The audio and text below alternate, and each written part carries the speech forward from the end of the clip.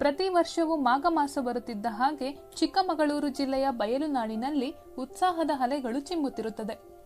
ಹೊಲ ಮನೆ ಹಿತ್ತಲು ಗುಡಿಗುಡಾರಗಳು ಶುದ್ಧತೆಯ ಕಳೆಯೇರಿಸಿಕೊಳ್ತವೆ. ಜೋಡೆತ್ತಿನ ಬಂಡಿಗಳು ಸರ್ವಾಂಗ ಸುಂದರವಾಗಿ ಅಲಂಕರಿಸಿಕೊಂಡು ಅಂತರಗಟ್ಟೆಗೆ ಸಾಗಲು ಸಿದ್ಧವಾಗುತ್ತವೆ. ಅಟ್ಟಿಯ ಗುಡಿಸೀರಿ ಬಟ್ಟಾಲ ಬೆಳಗಿರಿ, ಬಟ್ಟಾಮಲ್ಲಿಗೆ ಹರಡಿರಿ, ಬಟ್ಟಾಮಲ್ಲಿಗೆ ಹರಡಿರಿ ಅಂತರಗಟ್ಟೆ ತಾಯಮ್ಮ ಪೂಜೆಗೆ ಬರುತ್ತಾಳೆ. ಈ ರೀತಿಯ ಅಸಾದಿನಾದ ಎಲ್ಲೆಡೆ ಕೇಳಿಸುತ್ತಿರುತ್ತದೆ. ಚಿಕ್ಕಮಗಳೂರು ಜಿಲ್ಲೆಯ ಅಜ್ಜಂಪುರ ತಾಲೂಕಿನ ಅಂತರಗಟ್ಟೆ ಗ್ರಾಮದ ಅಂತರಗಟ್ಟೆ ಜಾತ್ರೆ ಆರಂಭವಾಗುವುದರ ಸುಳಿವು ಸಿಕ್ಕ ಕೂಡಲೇ ಊರೂರೇ ಎಚ್ಚೆತ್ತುಕೊಳ್ಳುತ್ತವೆ. ನಿಶ್ಚಿತ ದಿನಗಳಂದು ನಿಗದಿತ ಊರುಗಳಿಂದ ಪಾನಕದ ಬಂಡಿಗಳು ಗುಂಪು ಗುಂಪಾಗಿ ಹೊರಡುತ್ತವೆ. ಕಡೂರು, ಶಿವನಿ, ಬೀರೂರು, ಹೊಸ್ತುರ್ಗ, ತರೀಕೆರೆ, ಅಜ್ಜಂಪುರ ಎಲ್ಲಾ ಊರುಗಳ ಹಾದಿಯು ಅಂತರಗಟ್ಟೆಡೆಗೆ ತೆರೆದುಕೊಳ್ತವೆ. ಈ ದಿನಗಳಲ್ಲಿ ಈ ಹಾದಿಗಳಲ್ಲಿ ಊರೂರುಗಳಿಂದ ಒಟ್ಟೊಟ್ಟಿಗೆ ಹೊರಡುವ ಎತ್ತಿನ ಬಂಡಿಗಳೇ ಮೊದಲ ಮರ್ಯಾದೆ. ನಮ್ಮ ಅಂತರಗಟ್ಟಮ್ಮನು ತನ್ನ ಮಹಿಮೆಗಳನ್ನ ಹಾಡಿ ಹೊಗಳಲೆಂದೇ ತನಗೇ ಪ್ರತ್ಯೇಕ ಹಾಡುಗಾರರನ್ನ ನೇಮಿಸಿಕೊಂಡಿದ್ದಾಳೆ. ಹೀಗಾಗಿ ಅಂತರಗಟ್ಟಮ್ಮನ ಭಕ್ತರಾದ ಅಸಾದಿಗಳ ಅಸಾದಿ ಪದಗಳು ಜನಪದ ಗೀತೆಗಳಲ್ಲಿಯೇ ಅತ್ಯಂತ ವಿಶಿಷ್ಟ ಸ್ಥಾನ ಪಡೆದಿವೆ.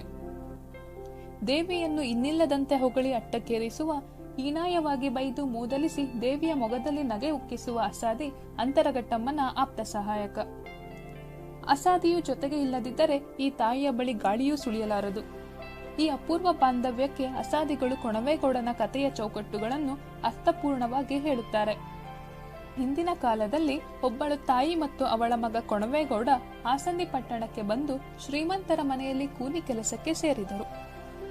ಕೊಣವೇಗೌಡನ ತಾಯಿ ಒಮ್ಮೆ ನೀರಿಗೆ ಹೊರಟಾಗ ಆ ಪಟ್ಟಣದ ದೊರೆ ಜಯೇಂದ್ರ ರಾಜರು ಇವಳನ್ನ ನೋಡಿದರು. ನಂತರ ಮಂತ್ರಿಯನ್ನ ಕಳುಹಿಸಿ ಆ ತಾಯಿಯನ್ನ ಅರಮನೆಗೆ ಕರೆಸಿದರು. ಅಲ್ಲಿ ಇಲ್ಲಿ ಕೂಲಿ ಕೆಲಸ ಮಾಡುತ್ತಿದ್ದ ಆಕೆಗೆ ತಮ್ಮ ಪಟ್ಟಣದ ದನಕರುಗಳನ್ನು ಕಾಯಲು ಹೇಳ್ತಾರೆ. ಇದಕ್ಕೆ ಒಪ್ಪಿದ ತಾಯಿ ಮಗನ ಜೀವನ ಹೀಗೆ ಸಾಗುತ್ತಿತ್ತು. ದಿನ ಕಳೆದಂತೆ ತಿಂಗಳು ಹುರುಳಿ ವರ್ಷಗಳು ಕಳೆದವು. ಕೊಣವೇಗೌಡನು ಯೌವನದ ವಯಸ್ಸಿಗೆ ಬಂದನು. ಜಯೇಂದ್ರ ರಾಜನು 7 ವರಹದ ಕಂದಾಯದ ಜಮೀನನ್ನ ಕಾಣಿಕೆಯಾಗಿ ನೀಡಿದರು.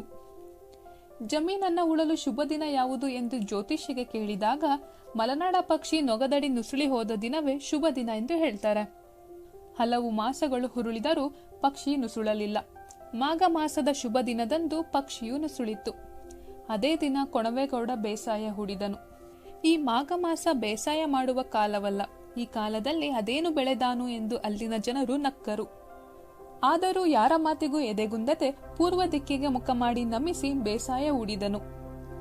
4 ಸಾಲು ಉತ್ತ ನಂತರ ನೊಗಕ್ಕೇನು ಸಿಕ್ಕಿದಂತಾಯಿತು. ನೇಗಿಲು ಎಷ್ಟೇ ಹಿಂದಕ್ಕೆ ಎಳೆದರೂ ಬರಲಿಲ್ಲ. ಮಣ್ಣನ್ನು ಸರಿಸಿ ನೋಡಿದರೆ ಹೊನ್ನ ಕೊಪ್ಪರಿಗೆಗಳು. ಸಿಕ್ಕಿದ 7 ಕೊಪ್ಪರಿಗೆಗಳನ್ನು ರಾಜನಿಗೆ ಸಮರ್ಪಿಸಲು ಹೋದರೆ ರಾಜ ಹೇಳಿದ್ದು, ಭೂಮಿಯ ಜೊತೆಗೆ ಅಲ್ಲಿ ಪಡೆದಿದ್ದೆಲ್ಲ ನಿನ್ನದೇ, ಸುಖವಾಗಿ ಅನುಭವಿಸು ಎಂದು. ಈ ಸಂಪತ್ತಿನಿಂದ ಕೊಣವೇಗೌಡನ ಹಿರಿಮೆ ರಾಜನಿಗಿಂತಲೂ ಹಿರಿದಾಯಿತು. ಅರಮನೆ, ಕೋಟೆ, ಪಟ್ಟಣಗಳನ್ನು ಕಟ್ಟಿ ಬೆಳೆದ. ದಾನ ಧರ್ಮಗಳಿಗೆ ಹೆಸರಾದ. ಕೊಣವೇಗೌಡನು ಮಲ್ಲಿಕಾಂಬೆ ಎಂಬುವಳನ್ನ ಮದುವೆಯಾದ. ನಂತರ ಈ ದಂಪತಿಗಳಿಗೆ ಮುದ್ದಮ್ಮನೆಂಬ ಹೆಣ್ಣು ಮಗು ಜನಿಸಿತು.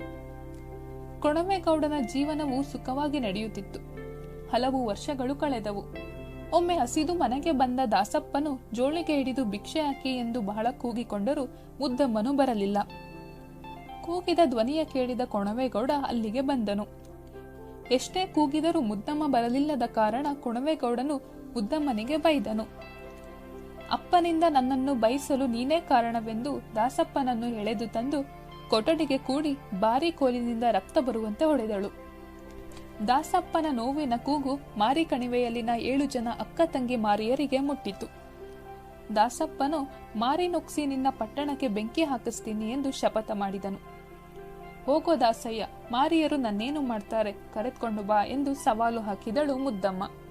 ತನ್ನನ್ನ ನಂಬಿ ಬರುತ್ತಿರುವ ದಾಸಯ್ಯನಿಗೆ ಸಹಾಯ ಮಾಡಲು ಮುದ್ರೆ ಕಲ್ಲಿನ ಬಳಿ ಮಾರಿ ಕಣಿವೆಯ ಹಿರಿಯಕ್ಕ ದುರ್ಗವ್ವ ಎದುರಾದಳು.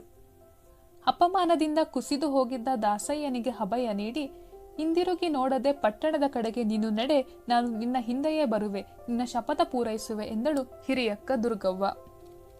ಊರಿನ ದೊಡ್ಡ ಕೆರೆ ಹೇರಿಯ ಬಳಿ ಬಂದಾಗ ಕುತೂಹಲ ತಾಳದೆ ದಾಸಯ್ಯನು ಮಾರಿ ಬಂದಿಹಾಳೋ ಇಲ್ಲವೋ ಎಂದು ಹಿಂದಿರುಗಿ ನೋಡಿಬಿಟ್ಟ. ಆಕಾಶ ಭೂಮಿ ಒಂದಾಗುವಂತೆ ಬಾಯಲ್ಲಿ ಹುರಿ ಕಾರುತ್ತಾ ಬರುತ್ತಿದ್ದ ಮಾರಮ್ಮನ ಉಗ್ರ ರೂಪ ನೋಡಿ ತತ್ತರಿಸಿ ಬಿದ್ದ. ತನಗೆ ಕೊಟ್ಟ ಮಾತಿಗೆ ತಪ್ಪಿದ ದಾಸಯ್ಯನೂ ಸೇರಿದಂತೆ ಇಡೀ ಕೊಣವೇಗೌಡನ ಪಟ್ಟಣವನ್ನೇ ಮಾರಿ ಹುರಿಸಿಬಿಟ್ಟಳು. ತತ್ತರಿಸಿ ಹೋದ ಕೊಣವೇಗೌಡ ಸಮೀಪವಿದ್ದ ಕೋಣನ ಹೊಟ್ಟೆಯಲ್ಲಿ ಅಡಗಿಕೊಂಡ. ಹೆದರಿದ ಕೊಣವೇಗೌಡನ ಮಗಳು ಮುದ್ದಮ್ಮ ಎತ್ತಲು ಓಡಿ ಹೋದಳು. ಕೊಣವೇಗೌಡನ ಪಟ್ಟಣ ಸುಟ್ಟು ಹುಳಿದ ಸಂದಿಗೊಂದಿ ಜಾಗವನ್ನು ಆಸಂದಿಯಾಗಿ ಉಳಿಸಿ ಬೇಗೂರಿಗೆ ಬೇಗೆ ಹಚ್ಚಿದ ಮಾರಮ್ಮ ತಾಯಿ ಹಸಿವು ಬಾಯಾರಿಕೆಯಿಂದ ದಣಿದಿದ್ದಳು. ಸಮೀಪದ ಹೊಲದಲ್ಲಿ ಹತ್ತಿ ಬಿಡಿಸುತ್ತಿದ್ದವರಿಂದ ಮೊಸರನ್ನವನ್ನ ಬೇಡಿದಾಗ ಅವರು ಮನೆಗೆ ಹೋಗಿ ಮಾಡಿ ತರುವುದರೊಳಗೆ ಹೊಲದ ಹತ್ತಿಯನ್ನೆಲ್ಲ ಬಿಡಿಸಿ ರಾಶಿ ಹಾಕಿದ್ದಳು. ಈ ಹೆಣ್ಣು ಮಗಳ ಸಾಹಸಕ್ಕೆ ಬೆರಗಾದ ಅವರು ಇವಳನ್ನು ಮನೆ ಸೊಸೆ ಮಾಡಿಕೊಳ್ಳಬೇಕೆಂದು ನಿರ್ಧರಿಸಿದಾಗ ಅದನ್ನು ನಿರಾಕರಿಸಿ ಅಲ್ಲಿಂದ ಅಂತರಕ್ಕೆ ಹಾರಿ ಘಟ್ಟದಲ್ಲಿ ಇಳಿದು ಅಂತರಘಟ್ಟಮ್ಮನಾಗಿ ಈ ಸ್ಥಳದಲ್ಲಿ ನೆಲೆಯಾದಳು. ದಿಬ್ಬಾವ ಹತ್ಯಾಳೆ ಕಿಗ್ಗಣ್ಣಲ್ಲಿ ನೋಡಾಳೆ, ಉಜ್ಜಯಿನಿಗಿಂತಲೂ ಇದು ಮೇಲು ಅಂತರಗಟ್ಟೆ ತಾಣ ಹೊಳ್ಳೆದೆಂದೇ ನೆಲೆಸಾಳೆ. ಅಂತರಗಟ್ಟೆ ಮಾರಮ್ಮ, ಕರಿಯಮ್ಮ, ದುರ್ಗಮ್ಮ ಎಂದೆಲ್ಲ ಹೆಸರಿನಿಂದ ಪ್ರಸಿದ್ಧವಾಗಿರುವ ಈ ದೇವಿಯ ಜೊತೆಗೆ ಮಾತಂಗ್ಯಮ್ಮ, ಮರಾಳಮ್ಮ, ಬೇವಿನ ಮರದಮ್ಮ ಮುಂತಾದ ದೇವಿಯರು ಇಲ್ಲಿಯೇ ನೆಲೆಯಾದರು. ತಂಗಿ ಮಾತಂಗ್ಯವ್ವನ ಸಹಾಯದಿಂದ ಕೊಣವೇಗೌಡ ಹೊಕ್ಕಿದ ಕೋಣವನ್ನ ಹಿಡಿದು ತಂದು ಕಡಿದು ಕೊಣವೇಗೌಡನನ್ನ ಹೊರಗೆಳೆದು ಸಂಹರಿಸಿದಳು. ಆಸಂದಿ ಸುಟ್ಟುರಿಯುವಾಗ ಓಡಿ ಹೋಗಿದ್ದ ಕೊಣವೇಗೌಡನ ಮಗಳು ಮುದ್ದಮ್ಮನನ್ನ ಹುಡುಕಿ ಕರೆತಂದು ಗುಡಿಯ ಕಾವಲಿಗೆ ನೇಮಿಸಿಕೊಂಡಳು. ಈ ಎಲ್ಲವನ್ನೂ ಕಣ್ಣಾರೆ ಕಂಡು ಅಚ್ಚರಿಯಿಂದ ನಿಂತಿದ್ದ ಅಸಾದಿಯನ್ನು ತನ್ನ ಜೊತೆಗಿರಲೆಂದೇ ಕರೆದುಕೊಂಡಳು. ಹೀಗೆ ಅಂತರಗಟ್ಟೆಗೆ ತಾಯಿ ಬಂದು ನೆಲೆಸುವುದರ ವೈವಿಧ್ಯತೆ ಒಂದೊಂದು ಜನಪದದ ಮನದಲ್ಲೂ ಒಂದೊಂದು ರೀತಿಯಲ್ಲಿ ತೆರೆದುಕೊಳ್ಳುತ್ತದೆ. ಜಾತ್ರೆ ಆರಂಭದ ದಿನದಲ್ಲಿಯೇ ಬೇಗೂರಿನಿಂದ ಮಧುವಣಗಿತ್ತಿ ಶಾಸ್ತ್ರ ನೆರವೇರುತ್ತದೆ. ದೇವಿಗೆ ತಂಪು ನೀಡಲು ಬೇವಿನ ಸೀರೆ ಉತ್ಸವ ನಡೆಯುತ್ತದೆ. ಆಸಂದಿ ಹೊತ್ತುರಿಸಿದ ನೆನಪಿಗಾಗಿ ಆಸಂದಿ ನಾಡಿನ ಮೂಲೆಗಳಲ್ಲಿ ಕೆಂಡಕೊಂಡ ಹಚ್ಚಿ ಸುತ್ತ ಸಂಭ್ರಮದ ಉತ್ಸವ, ಉಯ್ಯಾಲೆ ಉತ್ಸವದ ಮೆರುಗು ಸಾಗುತ್ತದೆ. ಬಂಡಿ ಪಾನಕದ ಪೂಜೆ, ನೈವೇದ್ಯ, ಸಂತರ್ಪಣೆಗಳು ದೇವಿಯ ಹಸಿವು ಬಾಯಾರಿಕೆ ತಣಿಸಲು ನಾಡಿನ ಎಲ್ಲೆಡೆಗಳಿಂದಲೂ ಸಾಗಿ ಬರುತ್ತವೆ. ಕಡೆಗೆ ದೇವಿ ಇರುವ ತಾಣಕ್ಕೆ ಬರಲಾಗದೆ ತಾವಿದ್ದ ಕಡೆಯಿಂದ ಧೂಪ ಹೊಗೆ ಕಾಣಿಸಿದರೂ ದೇವಿ ಸಂತೃಪ್ತಳಾಗ್ತಾಳೆ. ದುಡ್ಡಿನ ಧೂಪವನ್ನಾಕಿ ದೊಡ್ಡವಳ ನೆನೆದೇವು ಇದ್ದೂರು ಗ್ರಾಮದ ಗರತಿಯೇ ಅಂತರಗಟ್ಟೆ ದೊಡ್ಡೋಳ ಮೊದಲೇ ನೆನೆದೇವು. ಮಾಘ ಮಾಸದಲ್ಲಿ ಬರುವ ತಾಯಿಯ ವೈಭವದ ಜಾತ್ರೆಗೆ ಲಕ್ಷಾಂತರ ಜನರು ಸೇರುತ್ತಾರೆ. ಈ ಪುಟ್ಟ ಊರಿಗೆ ಇಷ್ಟು ದಾರುಣ ಶಕ್ತಿ ಹೇಗೆ ಎಂಬುದು ಅಚ್ಚರಿಯೇ. ಎತ್ತಿನ ಗಾಡಿಗಳಲ್ಲಿ ಸಮಸ್ತವನ್ನು ತುಂಬಿಕೊಂಡು ಬಂದು ಸುತ್ತಮುತ್ತಲಿನ ಹೊಲ ತೋಟಗಳಲ್ಲಿ ಬೀಡು ಬಿಟ್ಟು ಜಾತ್ರೆಯ ಸಂಭ್ರಮ ಸವಿಯುವ ಜನಪದರ ಜೀವನ ಪ್ರೀತಿ, ಅಂತರಘಟ್ಟಮ್ಮ ದೇವಿಯ ಮೇಲಣ ಭಕ್ತಿ ಎಲ್ಲವೂ ವಿಸ್ಮಯವೇ. ಆಸಂದ್ಯಂತರಗಟ್ಟೆ ಹಡಗಲಿ ತಿಮ್ಮಾಪುರ ಬೆಡಗೀನಾರತಿ ದುರ್ಗವ್ವ ನಿನ್ನ ತೇರು ಬಡಗಾಣ ಮುಂದಾಗಿ ನಡೆದಾವೆ. ಉತ್ತರ ದಿಕ್ಕಿಗೆ ಮುಂದಾಗಿ ನಡೆಯುವ ತಾಯಿಯ ಜಾತ್ರಾ ಮಹೋತ್ಸವದ ವೈಭವ ನಾಡಿನ ಜನಪದರ ಕಣ್ಮನ ಹೃದಯಗಳನ್ನು ತುಂಬುತ್ತಿದೆ. ಶಕ್ತಿ ಆಸಕ್ತಿ ಇದ್ದರೆ ಗಾಡಿ ಎತ್ತಿ ಅಂತರಗಟ್ಟೆಗೆ ಹೊರಡಬಹುದು. ಇಲ್ಲವಾದರೆ ಇದ್ದಲ್ಲಿಂದಲೇ ಕೈ ಮುಗಿದು ದೇವಿಗೆ ಭಕ್ತಿ ನೈವೇದ್ಯ ಸಮರ್ಪಿಸಬಹುದು.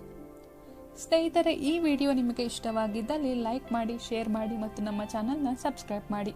ಧನ್ಯವಾದಗಳು.